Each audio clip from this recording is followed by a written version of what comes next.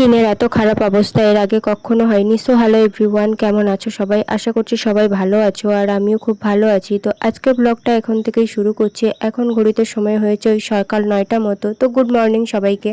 আর হ্যাঁ, আজকে তো একটা স্পেশাল দিন, জামাই ষষ্ঠী। তো জামাইকে নিয়ে বাপের বাড়ি যেতেই হবে, তাই না? তাই জন্য সকাল সকাল ঘুম থেকে উঠে দুজনে বাসি কাজটা সব কমপ্লিট করে ফ্রেশ ট্রেশ হয়ে এখন রেডি হওয়ার পালা।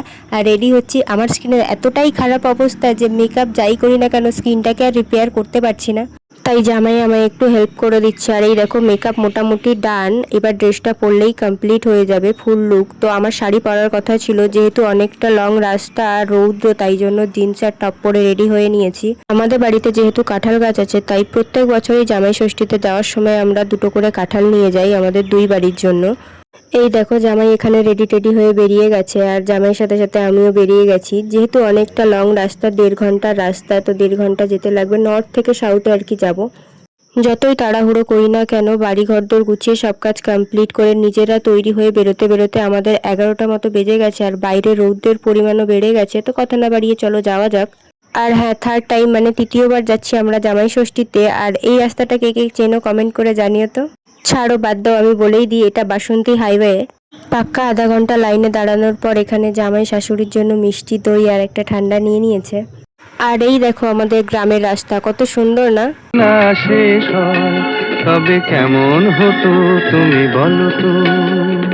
লা লা লা লা লা। জামাই পৌঁছে এদিকে উল্টোপাল্টা কাজ শুরু করে দিয়েছে, ঘেটে ঘেটে দেখছে কোথায় কি আছে। আর আমি এদিকে শুয়ে পড়েছি, কারণ আমার একটু কষ্ট হয়ে গেছিল রৌদ্রে। মায়ের এদিকে এখনো রান্না কমপ্লিট হয়নি। আর এই দেখো উনানের মধ্যে রান্না করছে। আমাদের বাড়ির চারপাশটা কেমন জঙ্গলে ঘেরা, দেখো ভালোই লাগছে, সবুজে সবুজ। আর কাল যেহেতু বৃষ্টি হয়েছিল, তাই একটু কাদা কাদাও আছে উঠানটা, দেখো। আমি তোমাদের সাথে কিছু কথা শেয়ার করি, যেটা মানে আমার পার্সোনাল লাইফে চলে বা চলছে। এরকম সমস্যায় মাঝে মধ্যেই পড়ি। যে তোমরা দেখলে মা উনানের মধ্যে রান্না করছে, সত্যি কথা বলতে গেলে কি মায়ের গ্যাসের অতটা প্রয়োজনই হয় না। যেহেতু গ্রামের দিকে বাড়ি আর কাঠকুটোর অভাব নেই, তো গ্যাসের প্রয়োজন হয় না। এটা যদি হতো আমাদের শহরে, মানে আমার শ্বশুর বাড়ির কথা বলছি, ওখানে একদিন গ্যাস না থাকলে আমাদের খাওয়া দাওয়া বন্ধ হয়ে যায়। সত্যি কথা বলতে এটাই। এখন যেহেতু গ্যাসের ক্রাইসিস, তো আমাদের এখানে মানে এই বাড়িতে মায়ের এখানে কোনো অসুবিধা হয় না, দিব্যি আছে। আর আমাদের ওদিকে তো সমস্যা শেষ নেই। সত্যি কথা বলতে এখানে আসার 2-3 দিন আগে আমাদের গ্যাস শেষ হয়ে গেছে। গ্যাস বুক করেছি, গ্যাস পাচ্ছি না, সমস্যার মধ্যেই ছিলাম। খাবার কিনে কিনে খাচ্ছি লাস্ট 3-4 দিন ধরে। শহরে অপশন থাকলেও বাট সেটা অনেক কঠিন হয়ে দাঁড়ায়, কিন্তু গ্রামের অপশনটা খুব সহজেই আমরা পেয়ে যেতে পারি। তো তোমরাই বলো এবার, গ্রামের জীবন ভালো না শহুরে জীবন ভালো? সব ছাড়ো, তোমরা কি একটা জিনিস নোটিশ করেছো যে এসে থেকে মোটামুটি আমার মুখ টুকটাক করে চলতেই আছে। এদিকে শাশুড়ি আর জামাই মানে না খেয়ে উপোস করে বসে আছে। ওরা যতক্ষণ জামাই ষষ্ঠী না হবে ততক্ষণ তো জামাই খেতে পারবে না। জামাই তাও ষষ্ঠী দেওয়ার পর মোটামুটি খেতে পারবে, কিন্তু শাশুড়ি তো আজকে সারা দিন রাত একবারে না খেয়েই থাকতে হবে। কালকে খাবে একবারে, ফল টল এটা ওটা খেতে পারবে।